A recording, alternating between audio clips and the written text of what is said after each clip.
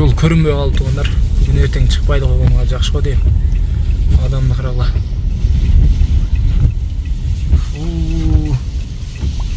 Қошым. Жолға шығыштың керегі жоқ екен бүгін. 3 январ күні 2023 жыл. Мына жол көрінбейді қошым. Машиналар тоғашуда көбірек қалышты. Бішкек көш жолында.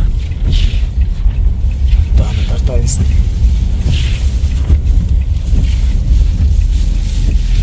Тоғашы 2023 жыл 3 январ туғандар жол көрінбейді. Маяға қатты шамал болады. Жолдардың кейбір жерлері бекіліп қалған туғандар. Етият болыңыздар, өте қатты шамал болады, көріп отырсыңдар. Тоғашының беркі беті Бішкек жағы туғандар. Азыр арқы беті қандай екен білмеймін ғой.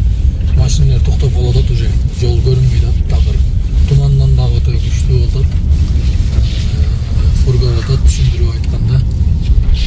Боран десек тағы болады туғандар. Біз Тоғашы